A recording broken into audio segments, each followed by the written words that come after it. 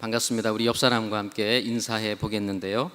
오늘 설교 제목도 문안 인사인데 이렇게 한번 인사해 보겠습니다. 은혜와 평강이 있기를 바랍니다.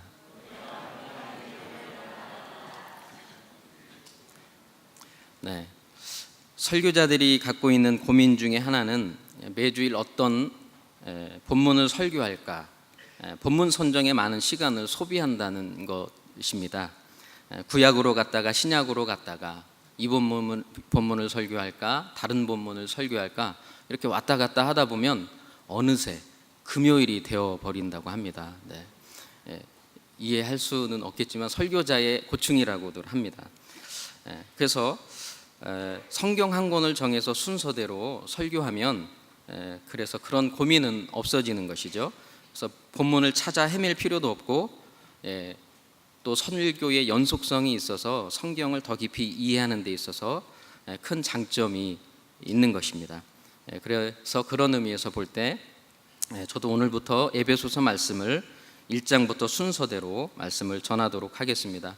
여러분, 제가 에베소서를 정한 이유는 신자는 누구고 또 신자는 어떻게 살아야 하는지에 대한 그 신자의 정체성을 가장 잘 설명해 주고 있는 책이 바로 이 에베소서이기 때문에 그렇습니다. 현대를 사는 우리들에게도 빛과 소금의 역할을 감당하고 또 건강한 교회를 이룰 수 있기 위해서는 바로 이 에베소서가 우리에게 꼭 필요한 그런 말씀입니다. 그래서 오늘은 에베소서 첫 시간이기 때문에 본문에 들어가기에 앞서 에베소 교회가 어떻게 세워졌고 또 어떤 교회인지 그 배경에 대해서 먼저 살펴보는 것이 우리에게 많은 도움이 될 것입니다. 먼저 에베소서는요, 사도행전에 기록된 바울의 4번에 걸친 전도 여행을 살펴볼 때 우리에게 많은 유익을 주게 되는 것입니다. 오늘 이 앞에 화면을 보시게 되면 4차 전도 여행을 이렇게 구분 지을 수가 있습니다. 그러니까 3337이죠. 337 박수가 연상이 되는데 3337. 사도행전 13장, 14장, 15장이 1차 전도 여행을 기록한 책이고요. 16장에서부터 18장까지 3장에 걸쳐서 2차 전도 여행이 기록되어 있습니다. 그리고 19장에서 21장까지 3차 전도 여행이 기록되어 있고 또 22장에서부터 28장까지 7장에 걸쳐서 4차 전도 여행이 기록되어 있습니다. 그래서 연도는 1차 전도 여행은 2년에 걸쳐 진행이 됐고 2차는 3년, 3차는 4년, 4차는 5년. 여러분, 하나의 원리가 이렇게 원칙이 있잖아요, 그죠? 그리고 갈라디아 지역에서 1차 전도여행은 전도 여행이 이루어졌고 2차 여행 지역은 지금의 그리스 지역이죠. 마게도니아, 아가야, 헬라 지역입니다. 그리고 3차 전도 여행 때는 아시아 지역, 터키, 서부 지역입니다. 이곳이 바로 에베소서가 중심으로 사역이 시작되었던 그곳입니다. 그리고 4차 전도 여행은 예루살렘에서 바울이 붙잡혀서 가이사랴 감옥에서 2년 동안 붙잡혀 있고 또 로마 황제에게 상수해서 1년 동안 로마로 호송되어 가는 과정, 그리고 로마에 도착해서 로마 감옥에서 2년 동안 붙잡혀 있었던, 그래서 합쳐서 총 5년 동안 이 4차 전도여행 붙잡혀 호송되어서 로마 감옥에 이르기까지 그렇게 전도 여행이 이루어지고 있습니다. 그래서 1차 전도 여행 때, 2차 전도 여행 때 3권의 책이 기록되어 있죠. 3권의 책. 그리고 3차 전도 여행 때도 3권. 그죠? 4차 전도 여행은 4권. 순서대로 보면 그 빨간 글씨로 보면 외우기가 아주 쉽습니다. 갈대고로 에골빌빌. 이렇게 외우시면 바울 서신을 쉽게 이해할 수 있습니다. 갈대고로 에골빌빌. 이렇게 되어 있습니다. 그러면 1차 전도 여행을 우리가 좀 보면은요, AD 47년부터 49년까지 만 2년 동안 여행이 됐는데 갈라디아 지역입니다. 저쪽이 지금의 터키, 이스라엘 북쪽, 서쪽으로 서북쪽으로 가보시면 그 갈라디아 지역, 더베, 안디옥, 이고니온, 루스드라, 이런 지역이 바로 1차 전도 여행 때 사도행전 13, 14, 15장에 기록되어 있습니다. 그리고 2차 전도여행은 AD 50년에서부터 52년까지 3년 동안입니다. 바로 지금의 그리스 지역이죠. 바로 저기 마케도니아 지역, 여기에서 빌립보 교회가 세워지고, 아가야 지역에서 데살로니가 교회가 세워지고, 그리고 헬라 지역에서 고린도 교회가 세워집니다. 이것이 사도행전 16, 17, 18장에 기록되어 있습니다. 그래서 고린도에서 1년 6개월 동안 머물 때 바로 데살로니가 전후서를 기록하고, 또 갈라디아서를 먼저 여행할 때 갈라디아 서신서를 기록하게 됐습니다. 그리고 이제 3차 전도 여행을 보면, 이 3차 전도 여행이 바로 이 에베소서가 세워지는 그 배경이 되는 이 전도 여행입니다. AD 53년부터 57년까지 만 4년 동안 이어졌는데, 에베소서에서 3년 동안 머무르면서 세운 교회, 바로 우리가 공부하고자 하는 이 에베소 교회입니다. 바울은 우리가 잘 알듯이 이 에베소에 있는 두란노 서원이라는 곳에서 2년을 넘게 말씀을 강론했다. 사도행전 19장에 그렇게 기록되고 있습니다. 그래서 이 3차 전도 여행이 기록되어 있는 21장까지 이때 기록된 서신이 바로 고린도 전후서이고, 그리고 로마서를 기록하게 되어 있습니다. 그리고 마지막으로 이제 4차 전도 여행을 보면 바울이 붙잡히게 되고, 화면에 보시면 저 가이사랴 지역, 저 예루살렘 옆에 있는 가이사랴 지역에서 헤롯 관저가 있는 곳에서 2년 동안 붙잡혀 있고 재판을 받고, 벨릭스에게 재판을 받고, 아그리빠, 베스도 이렇게 3번에 걸쳐서 재판을 받고, 안 되겠으니까 로마 황제에게 상소를 해서 배를 타고 표류하고, 살문의 섬, 그 다음에 멜리데, 그리고 그 위쪽으로 로마로 이렇게 도착하게 되는 내용이 바로 사도행전 22장부터 28장까지 기록되어 있습니다. 바로 이때 로마 감옥에 1차로 투옥되었을 때 기록한 4편의 서신이 우리가 너무나 잘 알고 있는 옥중 서신, 에베소서, 빌립보서, 골로새서, 빌레몬서를 바로 이때 AD 62년경에 기록합니다. 그 후 바울은 성경에는 이제 이것으로 더 이상 언급은 되어 있지 않지만, 이 전통적으로 바울의 생애를 말할 때 1차로 투옥된 이후에 이제 63년 AD 63년경에 잠깐 풀려나서 3, 4년 동안 자유롭게 이렇게 여행을 합니다. 그래서 그 자유롭게 여행을 하면서 남긴 서신서가 바로 디모데 전서와 디도서를 기록합니다. 디모데 전서와 디도서.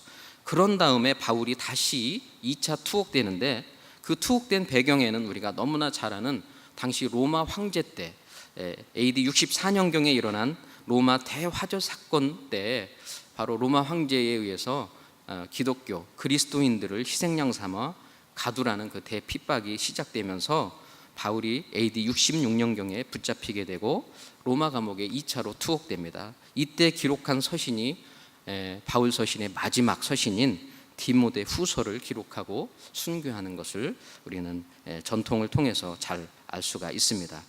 바울의 전도 여행과 서신서, 이렇게 우리가 정리해 볼 수 있습니다. 화면을 보시면 제가 말씀드린 갈라디아 1차 전도 여행 때, 2차 전도 여행 때 이렇게 서신서들이 이렇게 기록되어 있습니다. 그래서 바울 서신을 말할 때 갈대고로 에골빌빌 딤디딤 이렇게 외우시면 바울 서신 전체를 알 수 있는 것입니다.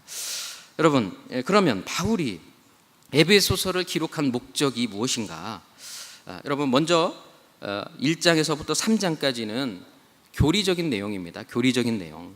그러니까 바울은 에베소 성도들에게 창세전부터 하나님의 그 구속의 계획이 얼마나 놀랍고 영광스럽고 장엄한지에 대해서 아주 에베소서 1장부터 이제 3절부터 찬송할지어다 하면서 이렇게 구속에 대한 은혜를 선포하고 있습니다. 그리고 또 한 가지는 반목하는 유대인과 이방인들이 이제 예수 그리스도의 구속의 사건을 통하여 막힌 담이 허물어지고 하나가 되고 새 인류, 새 공동체, 즉 교회를 이루게 되었다고 그렇게 말하고 있습니다. 이것이 바로 하나님께서 창세전부터 감추어졌던 교회를 통하여 만물을 다스리고자 했던 하나님의 비밀이 드러났다, 이렇게 말씀하고 있습니다.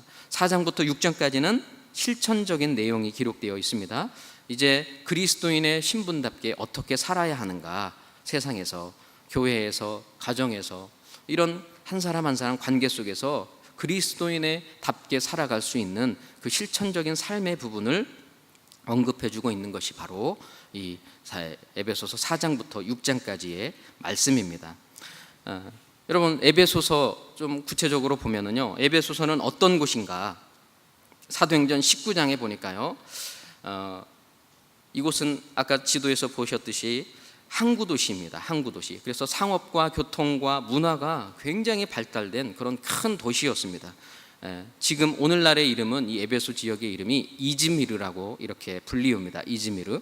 그래서 여러분, 사람들이 이렇게 많고 도시가 크다 보니까 많은 사람들이, 다양한 사람들이 이 에베소를 정착하게 되고 다녀가게 되고 또 거쳐가게 되고, 그러다 보니까 자연스럽게 우상을 섬기는 일이 빈번해졌습니다.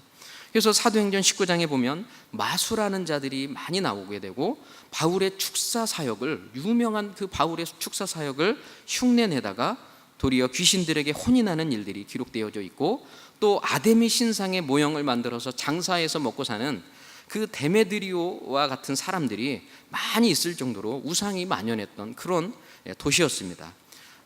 여러분, 그래서 이 아데미 신전, 그래서 보니까 크다 에베소 사람의 아데미여라고 하는 그 말씀이 기록되어 있죠. 이 아데미 신전, 여러분, 아데미 여신은 풍요를 상징하는 달의 여신입니다. 그래서 아테네의 그 파르테논 신전보다도 훨씬 큰 이 아데미 신전인데, 높이가 20m고 기둥이 127개나 있는 그런 엄청나게 큰 그런 신전이었습니다. 그래서 이 아데미 신전을 다른 이름으로 아르테미스라고도 하고 로마 신화의 다이아나라고도 이렇게 불리웁니다. 여러분, 지금 이 우상이 만연한 이러한 이 에베소, 그리고 이렇게 큰 도시에 말하자면 참 소돔과 고모라와 같은 그러한 땅에 지금 에베소 교회가 세워졌다는 것입니다. 에베소 교회가 무엇을 의미합니까? 도덕적으로 타락하고 우상이 만연한 곳이 바로 이 에베소 지역인데, 어떻게 보면 한편으로는 소망이 없는 그런 땅으로 보여지죠. 그런데 이런 곳에 교회가 세워졌다는 것입니다. 여러분, 이것이 소망이라는 것입니다. 이것이 소망이라는 것입니다. 복음이 없는 땅에 복음이 선포되어지고, 불교 국가에 또는 이슬람 국가에 교회가 세워지고 복음이 선포되어지는 것이, 그것이 바로 소망이라는 것입니다. 믿지 않는 가정에 한 사람의 성도가 있는 것이 소망이라는 것입니다. 믿지 않는 세상, 우상이 만연한 세상 속에 하나의 교회가 세워지고, 또 단 한 사람의 믿는 신실한 성도가 세워지는 것이, 이것이 바로 소망이라는 말씀입니다. 여러분, 혹 우리 가족 가운데 우리의 인간적인 생각으로는 도저히 우리 남편이나 아내나 혹은 자녀나 부모님은 정말 어찌할 수 없어, 피 한 방울 찔러도 바늘로 찔러도 예수 믿지 않을 것 같아, 이렇게 절망적인 생각으로 여기는 그런 가족이 혹 있습니까? 여러분, 그러나 소망을 가지실 수 있기를 바랍니다. 하나님의 이 복음의 능력은 이 우상이 만연한 에베소 땅에도 복음의 폭발력 있는 그 능력이 발휘되고, 그래서 교회가 세워지고 믿음의 사람들이 그렇게 많이 확장되어지는 그러한 놀라운 역사가 시작된 곳이 바로 이 에베소 지역이라는 말씀입니다. 여러분, 에베소서는요, 장르로 볼 때 서신서입니다. 편지라는 것이죠. 편지. 성경에는 다양한 장르의 말씀들이 많이 있습니다. 에베소서와 같이 편지 형식으로 되어 있는 이 서신서가 많이 있고, 또 이야기 형식의 역사서가 있죠. 또 잠언과 같은 지혜서가 있고, 시편과 같은 시가서가 있습니다. 또 선지서가 있죠. 결국 여러분, 성경을 볼 때는 이 각각에 맞는 장르에 따라서 우리가 좀 바라볼 수 있는 그 눈도 달라야 된다는 것입니다. 그래서 여러분, 이 서신서, 오늘 에베소서를 바라볼 때 이 서신서의 형식이 있었다는 겁니다. 지금 여러분, 우리 시대에 사용하는 편지를 한번 생각해 볼 때, 우리 시대에 쓰는 이 편지에도 나름대로의 형식이 있습니다. 우리 편지를 쓸 때 여러분 어떻게 쓰죠? 먼저 처음 쓸 때 받을 대상에 대하여 수신자를 먼저 쓰죠. 투 하고 누구에게, 이렇게 시작합니다. 그죠? 그리고 그 받는 대상을 향해서 안부를 묻고 또 나의 근황을 전하고 그런 다음에 편지를 쓰는 목적을 적게 되는 것입니다. 그리고 다음에 기약이나 인사로 마무리하고 마지막에 누구로부터 누가 누구에게 이렇게 편지를 쓰고 마무리하는 것이 오늘날 우리가 쓰는 일반적인 편지의 형식입니다. 그런데 바울 당시에도 지금 우리가 쓰는 이 편지와는 다른 형식의 이 편지가 형식이 있었다는 것입니다. 오늘 1절과 2절에 보면 바로 그것을 잘 알 수 있는데, 오늘날과 같이 받는 대상 수신자를 먼저 쓰는 것이 아니라 무엇을 먼저 썼습니까? 보내는 자, 발신자를 먼저 쓰고 있습니다. 발신자가 누구입니까? 바울입니다. 바울. 지금 우리가 배경에 대해서 이렇게 말씀을 드리는데 졸지 마시고 일어나시고 집중하시면 더 은혜가 될 것 같습니다. 여러분, 편지 바울 당시에 썼던 그 바울 서신의 형식이 받는 대상을 먼저 쓰는 것이 아니라 보내는 자, 바울이 먼저 기록되어 있는 것이죠. 그래서 원문에도 보니까 바울로스 아포스톨로스 크리스토우 이예수 이렇게 기록되고 있습니다. 그러니까 바울이라고 하는 이름이 먼저, 보내는 자가 먼저 기록되고 있는 것을 볼 수 있습니다. 이게 바로 당시에 썼던 이 편지 형식의 기본이라는 것이죠. 그런데요, 우리가 지금 이 에베소서에 시작되는 이 두 구절을 주목해야 하는 이유가 있습니다. 보통 많은 사람들이 서론을 간과한 나머지 우리가 성경을 읽더라도 그냥 지나가 버리잖아요. 그냥 쉽게 넘어가는 경향이 있는데, 그런데 이 서신서는요, 이 서론이 굉장히 중요합니다. 왜냐하면 그 전체 서신의 흐름을 요약해 주고 있는 내용이 이 서론, 인사 부분에 기록하고 있는 것이 바로 이 당시의 특징이었다는 것입니다. 요즘 우리 담임 목사님께서 주일마다 주옥 같은 그 로마서 말씀을 강의하시는데, 이 로마서도 16장이나 되는 장으로 기록되어 있습니다. 그런데 이 서론격인 1장 1절에서부터 17절까지가 바로 로마서 전체 핵심, 바로 복음의 핵심을 요약해 주고 있다는 사실입니다. 마찬가지로 오늘 이 에베소서도 1장 1, 2절이 전체 핵심을 요약해 주고 있는 것입니다. 여러분, 우리가 그런 관점에서 다시 한번 오늘 본문 1절과 2절을 다시 한번 읽겠습니다. 시작.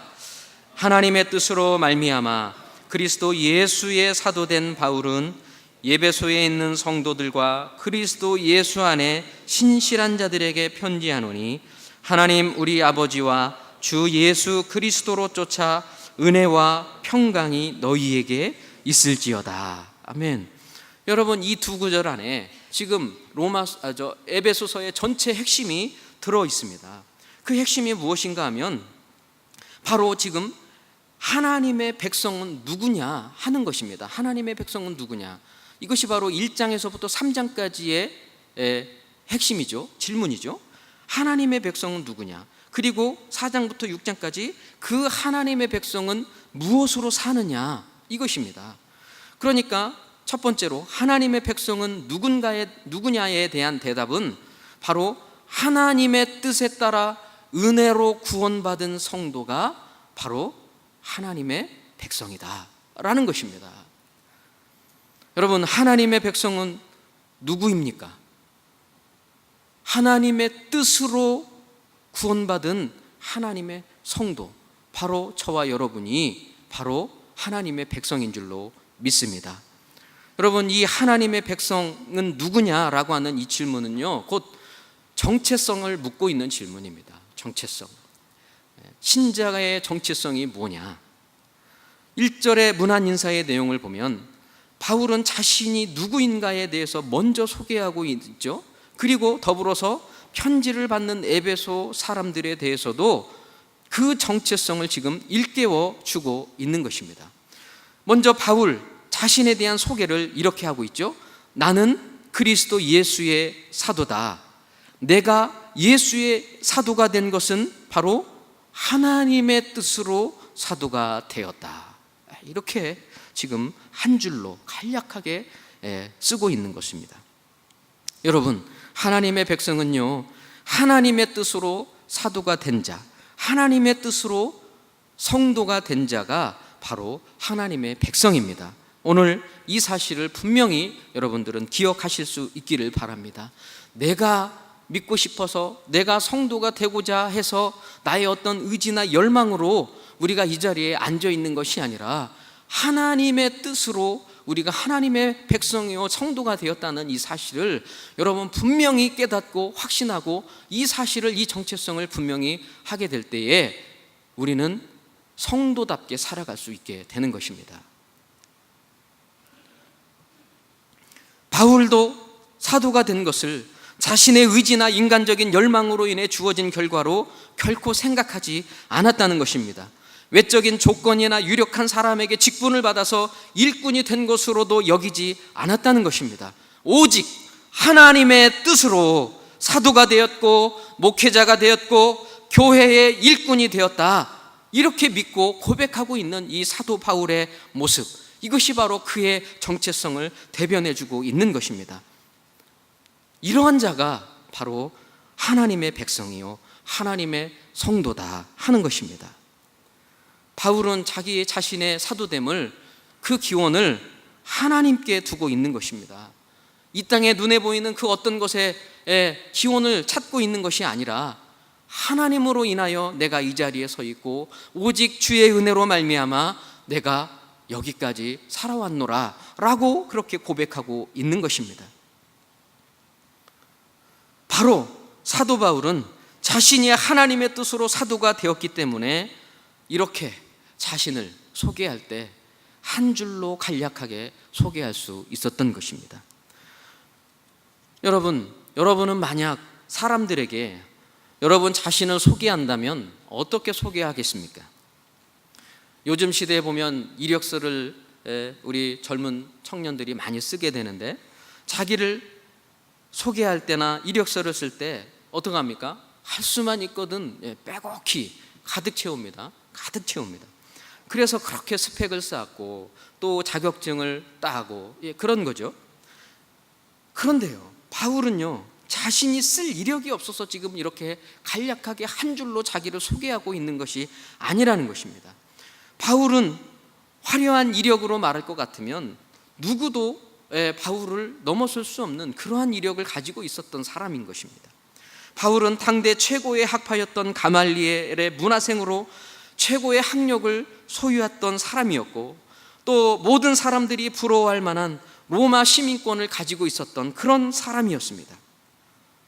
그러나 바울은 자신의 출신과 소유와 지난날의 성공을 지금 말하고 있지 않습니다. 도리어 빌립보서에서 이런 것들은 배설물이라고 그렇게 말하고 있는 것입니다. 여러분, 빌립보서에서 세상 이력을 자랑하는 그 사람들에게 바울은 어떻게 말합니까? 너희가 세상 이력을 자랑하는데 그것으로 말하자면 나는 너희보다 비교할 수 없을 정도로 내가 더욱 자랑할 것이 많이 있다. 나는 난지 8일 만에 할례를 받았고 또 베냐민 집하고 히브리인 중에 히브리인이고 등등등, 이렇게 자신의 과거에 다른 사람들이 부러워할 만한 그 많은 수많은 이력들을 그렇게 말합니다. 난지 8일 만에 율법을 지켰다는 것입니다. 여러분, 나중에 예수 믿고 나중에 구원으로 들어온 그런 사람들이 아니라 자기는 날 때부터 율법을 지켰다고 얘기합니다. 율법을 자랑하고 세상에 자랑거리들을 늘어놓는 자들에게 나는 왕족 출신이고 또 히브리인 중에 히브리인이요, 수많은 사람들이 흩어져서 헬라어를 하는 사람, 이집트어를 하는 사람들이 있지만 자신은 정통 히브리어를 구사하는 사람이라고 그렇게 말하고 있는 것입니다. 그러나 이런 것들은 다 은혜로 구원받는 것에 해로운 자기의 의를 쌓는 것이기 때문에 바로 배설물로 여긴다, 이렇게 바울은 말하고 있는 것입니다. 그래서 바울은 오직 한 가지, 하나님의 뜻으로 사도가 되었다라고 하는 것을 적고 있는 것입니다. 여러분, 이것이 바로 사도 바울의 정체성이었습니다. 우리가 이 사도 바울의 정체성을 잘 알 수 있는 사건이 있습니다. 사도행전 14장에 보면 1차 전도여행 때 갈라디아 지역에서 있었던 그 사건인데, 여러분, 많은 이 지역 이고니온에서 복음을 전하다가 유대인들에게 돌로 치려고 할 때 도망가서 또 복음을 전하고, 루스드라로 또 더베와 이고니온에서 그렇게 복음을 전합니다. 그런데 루스드라까지 끈질기게 쫓아와서 이 바울에게 찾아와서 죽이겠다고 하면서 돌질을 함으로 바울이 돌에 맞아 죽습니다. 그래서 죽은 줄 알고 성 밖으로 내둬 버리는데, 사람들이 제자들이 하나둘씩 바울을 죽었는가 장사지내로 몰려들었을 때 바울이 투벅투벅 일어나는 것입니다.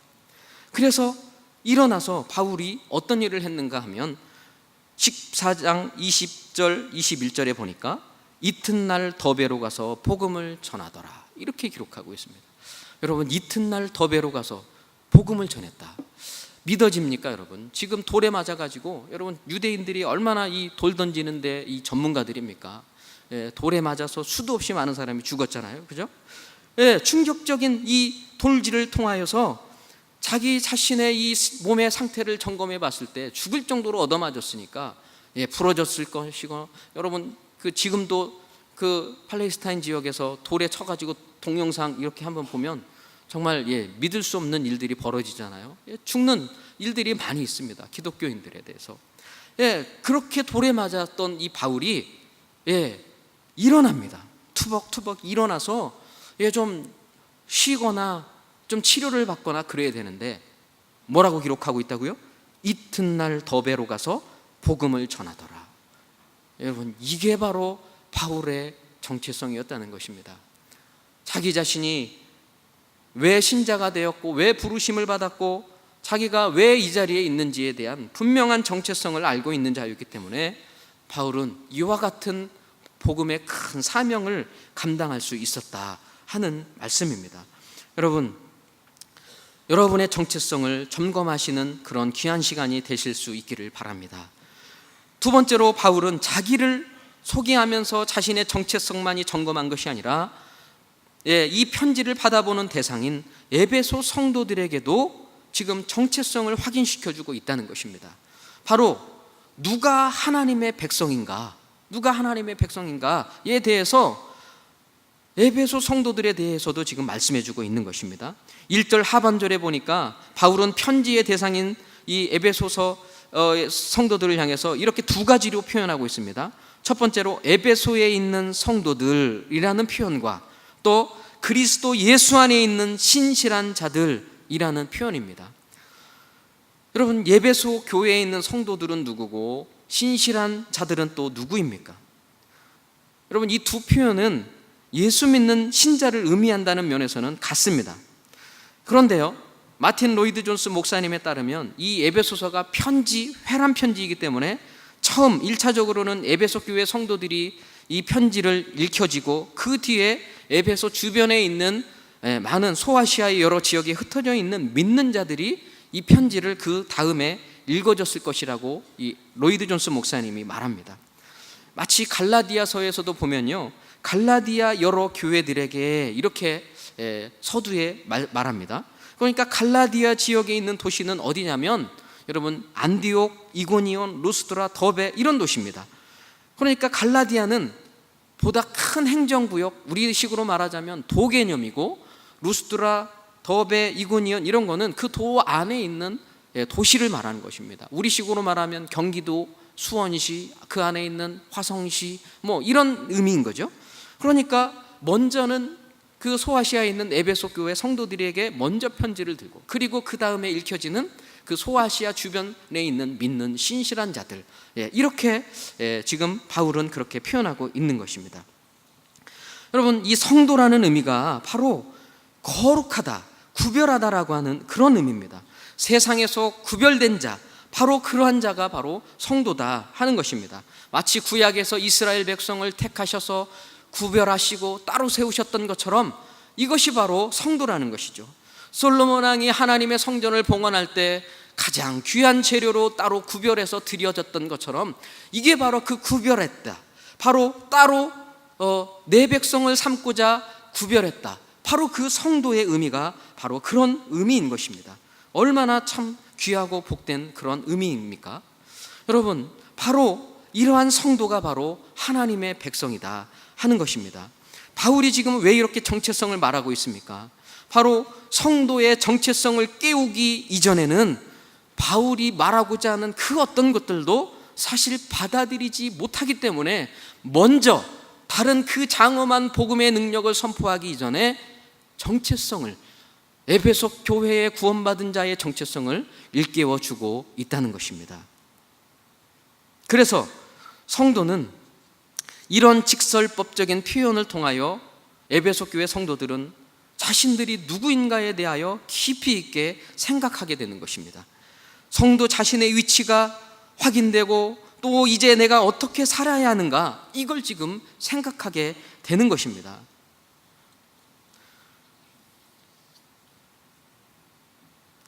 두 번째로, 하나님의 백성은 무엇으로 사는가?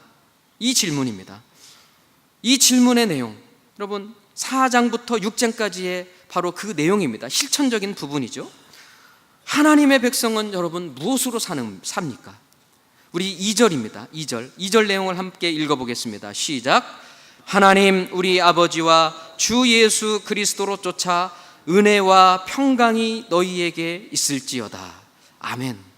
여러분, 하나님의 백성은요, 은혜와 평강으로 사는 자들입니다.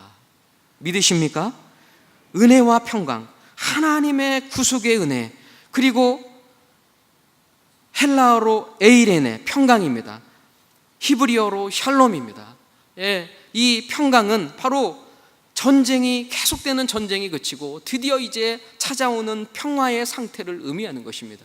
바로 그 평강, 위로부터 내리는, 세상에서부터 주는 그런 평강이 아니라 이로부터 내리는 평강이라는 것입니다. 여러분, 이게 바로 하나님의 백성은 바로 다른 것으로 사는 것이 아니라 무엇보다도 필요한 것이 바로 은혜와 평강이다 하는 것입니다. 이게 바로 하나님의 백성의 삶의 모습입니다. 그런데요, 많은 사람들이 평강을 어디에서 찾는가? 평강을 눈에 보이는 세상 것들에게 수많은 사람들이 마음을 뺏기고 또 우리의 시선을 빼앗깁니다. 물질에서 찾고, 명예에서 찾고, 권력에서 찾고, 다른 것들에게서 많은 사람들이 찾습니다. 그런데 여러분, 많이 가져보고 보화를 소유해보고 또 그것들을 누려보고 하면 평강이 있고 만족이 있습니까? 이런 것들은 우리에게 평강을 가져준다라고 그렇게 거짓으로 말하지만 실제로 그것을 가져보고 누려보면 우리에게 만족을 가져다 주지 못하는 것입니다. 잠시 잠깐 일회적인 기쁨은 줄 수 있지만 그러나 그 기쁨은 얼마 가지 않습니다. 여러분, 100평집에 살면 평강을 얻을 수 있습니까? 뭐 최고급 세단을 타면 우리가 만족합니까? 다른 좋은 차 보면 또 우리의 마음이 또 이것들을 가져보고 싶고 누려보고 싶고 하는 그런 마음이 드는 것이죠. 이런 것들은 우리에게 참 만족, 참 평강을 가져다 주지 못한다 하는 것입니다.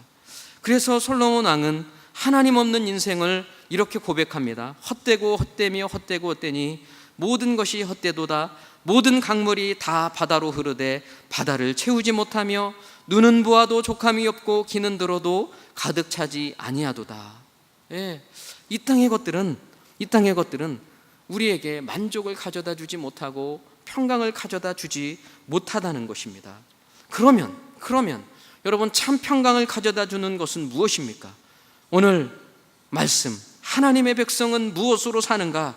바로 하나님 우리 아버지와 주 예수 그리스도로 쫓아 은혜와 평강이 주어진다, 이렇게 말씀하고 있는 것입니다. 여러분, 평강의 근원이 어디로부터 온다고요? 하나님 우리 아버지와 주 예수 그리스도로 쫓아. 세상의 것으로부터 쫓아오는 것이 아니라, 물질로부터 쫓아오는 것이 아니라 우리 하나님, 우리 아버지, 우리 주 예수 그리스도로 쫓아 은혜와 평강이 내려온다는 사실을 꼭 기억하실 수 있기를 바랍니다. 여러분, 하나님의 백성은 정체성을 분명히 하는 자들입니다. 내가 하나님의 뜻으로 하나님의 백성이 되었고 성도가 되었고 구원받은 자가 되었다. 나의 의와 나의 공로는 단 한 가지도 채워지지 못하고 또 협력하지 못하고 그런 것이다. 여러분, 이 사실을 믿는 것입니다. 오직 하나님의 뜻으로 우리가 구원받고 하나님의 뜻으로 우리가 하나님의 백성이 되었다라고 하는 이 사실을 분명히 우리가 기억할 때 우리는 하나님의 백성답게 살아갈 수 있습니다. 바로 하나님의 백성은 하나님의 평강과 은혜로 살아가는 것입니다. 여러분, 은혜를 받을 때 하나님의 평강이 찾아온다는 사실을 기억하실 수 있기를 바랍니다. 여러분, 예수 그리스도의 구속의 은혜, 우리 인생 가운데 누려지는 모든 것들이 다 하나님의 은혜이지만 그 구속의 은혜의 출발점은 바로 십자가 대속의 구속의 은혜에서부터 출발한다는 사실입니다. 이 사실을 우리가 기억할 때, 하늘의 은혜를 기억할 때 우리에게 자동적으로 따라오는 것이 바로 평강이라는 말씀입니다. 여러분은 하나님의 백성이십니까? 하나님의 백성답게 살아가십니까? 하나님의 백성이라면 여러분 무엇으로 살아가고 계십니까? 우리는 하나님의 뜻으로 부르심을 받은 하나님의 성도요 하나님의 백성이라는 사실을 기억하실 수 있기를 바라고, 그 하나님의 백성이 바로 부르심에 합당하게 사는, 바로 물질이나 명예나 세상 것들로 살아가는 것이 아니라 하나님 우리 아버지와 주 예수 그리스도로 쫓아 내려오는 은혜와 평강으로 살아가는 자들이라는 사실을 꼭 기억하시고, 오늘 이 신자답게 살아가시고 그리고 은혜와 평강으로 살아가셔서 많은 사람들에게 빛과 소금의 역할을 감당하며 살아가실 수 있는 저와 여러분이 다 되실 수 있기를 주님의 이름으로 축원합니다. 기도하겠습니다. 여러분, 시간 말씀을 기억하면서 나는 과연 하나님의 백성인가? 내가 하나님 백성답게 살지 못하고 있는 것은 아닌가? 우리 자신을 한번 돌아보기를 원합니다. 그리고 또 우리 믿음의 백성들답게 세상 것들로 살아가는 것이 아닌가? 하나님의 은혜와 백성으로 살아가는 것보다 세상 것들에게 먼저 우리의 시선과 마음이 뺏기며 살아가는 우리의 모습은 없었는가? 이 시간 우리 돌아보면서 주여 한번 외치고 우리 함께 기도하겠습니다.